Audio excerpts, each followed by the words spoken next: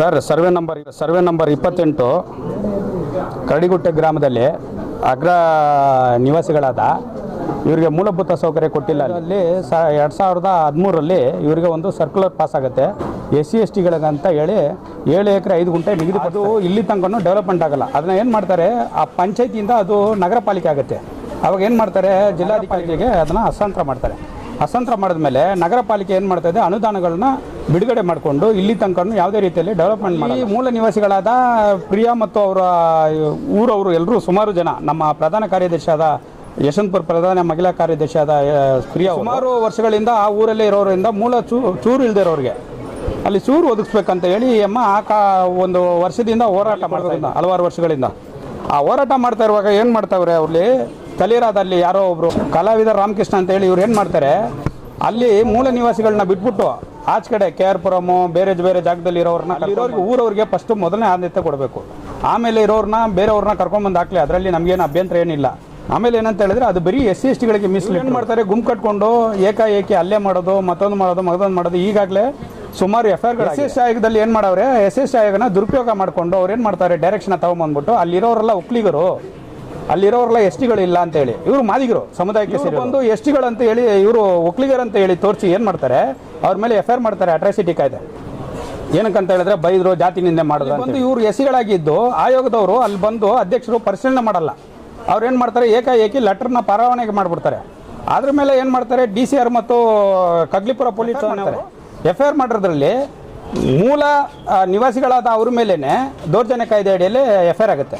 ಅಗ್ರ survey number 20 ಅಧಿಕಾರಿಗಳು ಮತ್ತು ಮಧ್ಯವರ್ತಿಗಳು ಜೊತೆಯಲ್ಲಿ ಭೂಗಳರು ಸೇರಿ ಏನು ಮಾಡ್ತಾರೆ, ಅದು ಲಪ್ಟಾಯಿಸೋಕ್ಕೆ ಆ ಜಾಗನ 7 ಎಕರೆ 5 ಗುಂಟೆನ ಅಲ್ಲಿ ಊರವ್ರಿಗೆ ಯಾರಿಗೂ ಕೊಡಬಾರ್ದು, ನಾವೇ ಇದನ್ನು ಕಬಳಿಸ್ಬೇಕು ಅನ್ನೋ ನೆಪದಲ್ಲಿ ಅವ್ರು ಮಾಡ್ತಾ ಇದ್ದಾರೆ. SC ST ಅನುದಾನನ ದುಡ್ಡನ್ನು ತಗೊಂಡಿಗೆ ಇದು ಮೂಲಭೂತ ಸೌಕರ್ಯ ಮಾಡಬೇಕಾಗಿತ್ತು, ಪ್ಲಾನ್ ಮಾಡಬೇಕಾಗಿತ್ತು, ಅವ್ರಿಗೆ ಒಳಚರಂಡಿ ಎಲ್ಲ ಮಾಡ್ಕೊಡ್ಬೇಕಾಗಿತ್ತು, ಏನೂ ಮಾಡಿಕೊಟ್ಟಿಲ್ಲ. ಸುಮಾರು ಕಡೆ ಮನವಿನ ಕೊಟ್ಟಿದ್ದಾರೆ ನಮ್ಮವರು, ನಮ್ಮ ಪ್ರಿಯವರು BBMP ಕೊಟ್ಟವರೆ, ನಮ್ಮ ನಗರ ಸಂಬಂಧಪಟ್ಟಂಗೆ GBಗೆ ಎಲ್ರಿಗೂ ಮನವಿ ಸಲ್ಲಿಸಿದ್ದಾರೆ. ಇಲ್ಲಿ ತನಕ ಯಾವುದೇ ರೀತಿಯಲ್ಲಿ ಕ್ರಮ ವಹಿಸ್ತಾ ಇಲ್ಲ. ಏನಕ್ಕಂತ ಹೇಳಿದ್ರೆ ಮಲತಾ ಇದ್ದವ್ರನ್ನ ತೋರಿಸ್ತಾ ಇದ್ದಾರೆ. ಇವ್ರನ್ನ ಬಂದು ಹೀನಾಯವಾಗಿ ಹೊರಗಾಕೋ ಕೆಲಸ ಮಾಡ್ತಾ ಇದ್ದಾರೆ. ಇವ್ರನ್ನ ಬಂದು ಚೀಮಾರಿ ಮಾಡ್ತಾ ಇದ್ದಾರೆ. ನೀವು ಬಂದು ಏನೇ ಬಂದ್ರೂ ಅಲ್ಲಿ ಆಪೋಸಿಟ್ ಇರೋರು ಒಂದು ಪ್ರಭಾವಿ ವ್ಯಕ್ತಿಗಳಾಗಿದ್ದು ಅವ್ರ ದುಡ್ಡುಗಳನ್ನ ಚೆಲ್ತಾ ಇದ್ದಾರೆ. ಪಾಪ ಇವ್ರು ಕಡು ಬಡವರು, ಇವ್ರ ಕೈನಲ್ಲಿ ಖರ್ಚು ಮಾಡೋಕ್ಕೂ ಶಕ್ತಿ ಇಲ್ಲ, ಲೆಟ್ರ್ ಕೊಡೋಕ್ಕೂ ಮನವಿಲ್ಲ. ಇವ್ರು ಹೋಗಿ ಪೊಲೀಸ್ ಸ್ಟೇಷನಲ್ಲಿ ಏನಾದರೂ ಕಂಪ್ಲೇಂಟ್ ಕೊಡೋಕೆ ಹೋದರೆ ನೀನು ನಿಂತ್ಕೊಳ್ಳಮ್ಮ ಅಂತ ಹೇಳಿ ಹೆಣ್ಮಗುನ 12 ಗಂಟೆ ತನಕ ಕಗ್ಲಿಪುರ ಪೊಲೀಸ್ ಸ್ಟೇಷನ್ನಲ್ಲಿ 9ನೇ ತಾರೀಕು ಘಟನೆ ನಡೆದಿದೆ. 15ನೇ ತಾರೀಕು ತನಕ ಮಾಡ್ತಾವ್ರೆ. 15ನೇ ತಾರೀಕು ತನಕ FIR ಮಾಡಲ್ಲ. ಕೇಳಿದ್ರೆ ಇದು ನಮ್ಮ ಬಾಂಬ್ ಬ್ಲಾಸ್ಟ್ ಆಗಿದೆ ಮೋದಿ ಅವ್ರದ್ದು, ಅದರಿಂದ ನಿಮಗೆ ದೂರ ತೊಗೊಳಕ್ಕೆ ಬರಲ್ಲ. ಒಂದು FIR ಮಾಡೋಕ್ಕೇನಿದೆ, FIR ಮಾಡಿಬಿಟ್ಟು ಅವ್ರನ್ನ ಕರೆಸಿ ಒಂದು ತನಿಖೆ ಮಾಡಿದರೆ ಇಷ್ಟು ರಾಧಾಂತರ ಆಯ್ತಾ ಇರಲಿ. ಹೆಣ್ಮಗು ಮೇಲೆ ಲೇಡೀಸ್ಗಳು ಸುಮಾರು ಹೆಣ್ಮಕ್ಳು ಹೀನಾಯವಾಗಿ ಪರಿಸ್ಥಿತಿಯಲ್ಲಿ ಅಲ್ಲಿ ಮಳೆದವ್ರೆ. ಅದನ್ನು ಬಂದು ವಿಡಿಯೋ ಮಾಡ್ಕೊಳ್ಳೋದು, ಈ ಗಾಂಜಾ ಹೊಡೆಯೋರು ಮತ್ತು ಈ ಮಾದಕ ದ್ರವ್ಯನ ಹಾಕೊಂಡು ಬರೋರು ವಿಡಿಯೋ ಮಾಡ್ಕೊಳ್ಳೋದು, ಅದನ್ನ ಹಾಕ್ಬಿಟ್ಟು ಈ ಹೆಣ್ಮಕ್ಳನ್ನ ಬಿಡಬಾರ್ದು ಅಂತ ಹೇಳಿ ರೇಗಿಸೋದು, ಆ ಥರ ಎಲ್ಲ ಆಯ್ತಾ ಇದೆ. ಅದಕ್ಕೆ ನಾವೇನು ಹೇಳಿದ್ವಿ ಸರ್, ಅಧ್ಯಕ್ಷರಿಗೆ ನಾವು 5 ದಿನ ಮುಂಚಿತವಾಗಿ ಬಂದಿದ್ವಿ, ಈ ಥರ ಮಾಡ್ತಾರೆ ಅಂತ ಗೊತ್ತು. ನಾವು 5 ದಿನ ಮುಂಚೆ ಬಂದು ಕೇಳಿದ್ವಿ, ಪ್ರವಾಸ ಹೋಗಿದ್ದೀನಿ ಅಂತ ಹೇಳಿದ್ರು ಅಧ್ಯಕ್ಷರು. ಸೋಮವಾರ ಬೆಳಗ್ಗೆ ಸಿಗ್ತೀನಿ, ನಮಗೆ ಕೋರ್ಟಲ್ಲಿದೆ, ನಾನು ಸೋಮವಾರ ಬನ್ನಿ ನಾನು ಸಿಗ್ತೀನಿ ಅಂತ ಹೇಳಿದ್ರು. ನಾವು ಕೇಳ್ಕೊಂಡೆ ನಾವು ಡೆಲ್ಲಿಗೆ ಹೋಗೋರು ಅಂತ. SC ST ಆಯೋಗ ಅಲ್ಲ ಸರ್, ಇದು ಬಂದು ಪವರ್ಫುಲ್ ಆಯೋಗ ಅಂತ ಹೇಳಿ ಇಟ್ಕೋಬೇಕು. ಏನಕ್ಕಂತ ಹೇಳಿದ್ರೆ ಇವಾಗ ನಾನು ಹೇಳೋನು ಆಪೋಸಿಟ್ ಪಾರ್ಟಿ ಲಕ್ಷ್ಮಿ ಅಂತ ಹೇಳಿ ಇದ್ರಲ್ಲ, ಲಕ್ಷ್ಮಿ ಕಲಾವಿದರ ಇವರೆಲ್ಲ ಹೇಳಿದಾರಲ್ಲ, ಅವರು ಡೈರೆಕ್ಟಾಗಿ ಮೀಡಿಯಾದಲ್ಲಿ ಹೇಳ್ತಾರೆ SC ST ಆಯೋಗಕ್ಕೆ ಹಲವಾರು ಲಕ್ಷಗಳನ್ನ ದುಡ್ಡನ್ನ ಸುರಿದೇ ಇದೆ. ನಾನು ಸುಮ್ಮನೆ ಹೇಳ್ತಾ ಇಲ್ಲ, ಅದು ವಿಡಿಯೋ ತೋರ್ಸಪ್ಪ.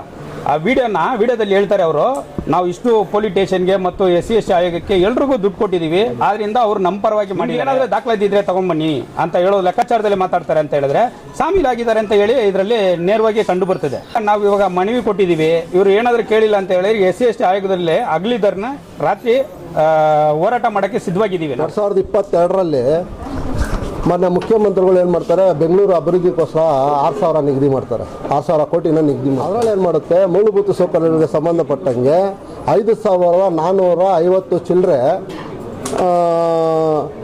ಅದು ಸಂಬಂಧಪಟ್ಟಂಗೆ ಜಾಬ್ ಸಂಖ್ಯೆಗಳನ್ನು ಬಿಡುಗಡೆ ಮಾಡಿ ಜಾಬ್ ಸಂಖ್ಯೆಗಳು ಸಂಪೂರ್ಣವಾಗಿ ಅದನ್ನು ದುರುಪಯೋಗ ಪಡಿಸ್ಕೊಂಡಿದ್ದಾರೆ. ಅದರಲ್ಲಿ ನಮಗೆ ಕೊಡಬೇಕಾಗಿರೋ ಮೂಲಭೂತ ಸೌಕರ್ಯಗಳು ಬೆಂಗಳೂರಲ್ಲಿ ಯಾರಿಗೂ ಕೊಟ್ಟಿಲ್ಲ. ಎಲ್ಲ ನಮಗೆ ನೀರು ಕುಡಿದವ್ರೆ. ನೋಡೋಣ ಎಲ್ಲ ಕಮಿಷನ್ ಬೇಸಿಸಲ್ಲಿ ಎಲ್ಲನೂ ಮಾರ್ಕೊಂಬಿಟ್ಟಿದೆ. ಅಂದರೆ ಬಡವನ ಕೋಪ ದೌಡೆ ಮೂಲ ಅಂತೇಳಿ ಒಂದು ಗಾದೆ ಇದೆ. ಆ ಥರ ನಮ್ಮದು ಇದೆಲ್ಲ ಇಲ್ಲಿ ನಮ್ಮ ಪರಿಸ್ಥಿತಿ ಹಿಂಗಾಗ್ಬಿಟ್ಟಿದೆ. ವಾಸ್ತವಾಂಶಕ್ಕೆ ನಿಮಗೆ ಆಧಾರ ಇಲ್ಲೇ ಕಾಣಿಸ್ತಾ ಇದೆ. ಮೂಲ ನಿವಾಸಿಗಳು ಅಲ್ಲೇ ಹುಟ್ಟಿ ಅಲ್ಲೇ ಬೆಳೆದು ಅಲ್ಲೇ ಆಗಿರೋದು, ಅವ್ರಿಗೆ ಸೂರು ಇಲ್ಲ.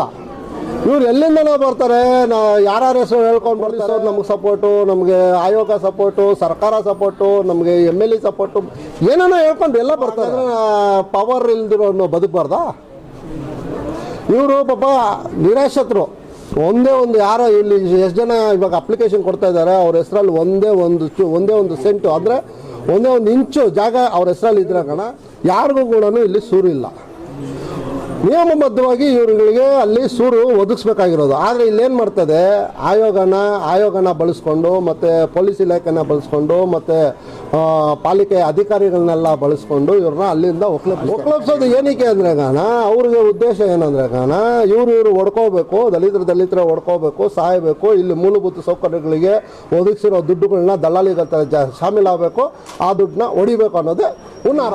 ಯಾಕಂದರೆ ನೇರವಾಗಿ ಅಲ್ಲಿ ಅಷ್ಟೊಂದು ಶೆಡ್ಡುಗಳು ಅಕ್ರಮವಾಗಿ ನುಸುಲಿ ಅಲ್ಲಿ ರಾಜಾರೋಷವಾಗಿ ನಮ್ಮನ್ನು ಯಾರು ಏನೂ ಮಾಡೋಕ್ಕಾಗಲ್ಲ, ಕಂಟೈನರ್ಗಳು, JCBಗಳು, ಮಚ್ಚುಗಳು, ಲಾಂಗ್ಗಳು ಎಲ್ಲ ತರವಾಗಿ ಹೆಣ್ಮಕ್ಳ ಮೇಲೆ ದಾಳಿ ಮಾಡ್ತಾರೆ, ಹೊಡಿತಾರೆ. ಆ ಕಂಪ್ಲೇಂಟ್ನ ತಗೊಂಡೋಗಿ ಪೊಲೀಸ್ ಸ್ಟೇಷನ್ ಕೊಟ್ಟರೆ ಪೊಲೀಸ್ನವರು ಆ ಕಂಪ್ಲೇಂಟ್ನ ತಗೊಳಲ್ಲ. ಏನಾಗಿದೆ ಇಲ್ಲಿ? ಈ ಕಾಂಗ್ರೆಸ್ ಸರ್ಕಾರ ಯಾರ ಪರ ನಿಂತಿದೆ ಅಂತಲೇ ಗೊತ್ತಾಗ್ತಾ ಇಲ್ಲ. ಇಲ್ಲಿ ಅಂದರೆ ಕೋಮು ಪಕ್ಷಗಳು ಬರಬಾರ್ದು, ನಮ್ಮ ಕಾಂಗ್ರೆಸ್ ಪಕ್ಷರಿಗೆ ಮತ್ತು ಎಲ್ಲರಿಗೂ ಅಹಿಂದ ಸರ್ಕಾರ ಬರಬೇಕು, ಎಲ್ಲರಿಗೂ ಒಳ್ಳೇದಾಗಬೇಕು ಅಂತೇಳಿ ದಲಿತ ಸಂಘಟನೆಗಳ ರಾಜ್ಯಾಧ್ಯಕ್ಷಗಳು ಕಾಂಗ್ರೆಸ್ಗೆ ಗೆಲ್ಲಿಸ್ಬೇಕು ಅಂತೇಳಿ ಪಣ ತಟ್ಟಿ ಗೆಲ್ಲಿಸೋದಕ್ಕೆ ಸತಾಗತೆಯ ನಿದ್ದೆ ಕೆಟ್ಟು ಅನ್ನ ಬಿಟ್ಟು ಉಪವಾಸ ಇದ್ದು ಗೆಲ್ಲಿಸ್ಕೊಂಡಿರೋ ತಪ್ಪಿಗೆ ನಾವೇ ಅವ್ರ ಹತ್ರ ಬೂಟ್ ಇಟ್ಕೊಂಡು ತಿಂತಾ ಇದ್ದೀವಿ. ಇವತ್ತಿನ ದಿನ ಸೂರಿಲ್ಲ, ನಮ್ಗೆ ಏನಿಲ್ಲ, ನಮ್ಗೆ ನ್ಯಾಯ ಸಿಗ್ತಾಯಿಲ್ಲ ಅಂತೇಳಿ ಬೀದಿ ಗಲ್ಲಿ ಸುತ್ತಾದ್ರು ನಮ್ಮ ಹತ್ರ ಕಿಮ್ಮತ್ತಲ್ಲ. ಎಲ್ಲ ಕುತ್ಕೊಂಡ್ಬಿಟ್ಟು ನಾನು ಹಿಂಗೆ ಅಧಿಕಾರ ಬರೋವರೆಗೂ ನಿಮ್ಮ ಕಾಲಕ್ಕೆ ಬೀಳ್ತೀನಿ, ಅಧಿಕಾರ ಬಂದ ಮೇಲೆ ನಿಮ್ಮನ್ನು ಅದೇ ಕಾಲಿಂದ ಒದಿತೀನಿ ಅಂತ ಹೇಳೋ ಪರಿಸ್ಥಿತಿ ಇಲ್ಲಿ. ನೇರವಾಗಿ ಹೇಳ್ತೀನಿ, ದಯವಿಟ್ಟು ಯಾರಿಗೋ ಕಮಿಷನ್ ಕೊಡಬೇಕು ಅಂತ ಹೇಳ್ಬಿಟ್ಟು ಇಲ್ಲಿ ಬಡವ್ರ ಹೊಟ್ಟೆ ಮೇಲೆ ದಯವಿಟ್ಟು ಹೊಡಿಬೇಡಿ. ಅದನ್ನು ಕಮಿಷನ್ನ ಕೊಡೋದನ್ನು ನಿಲ್ಲಿಸಿ ದಯವಿಟ್ಟು ಬಡವ್ರ ಕಷ್ಟಗಳನ್ನ ಆಲಿಸಿ ಅವ್ರಿಗೆ ಏನು ಬೇಕು ಅವ್ರ ಸೂರುಗಳು ಏನು ನಿಮ್ಮ ಕೈಯಿಂದ ಏನು ಕೊಡೋದಿಲ್ಲ, ನಿಗದಿ ಮಾಡಿದಾರೋ ನಿಯಮಬದ್ಧ ಸಂವಿಧಾನದ ಅಡಿಯಲ್ಲಿ ನಮ್ಗೇನು ನಿಗದಿ ಮಾಡಿದಾರೋ ಅದನ್ನು ನ್ಯಾಯಬದ್ಧವಾಗಿ ಕೊಡಿ ಅಂತ ಕೇಳ್ತಾ ಇದ್ದೀವಿ ಅಷ್ಟೇ.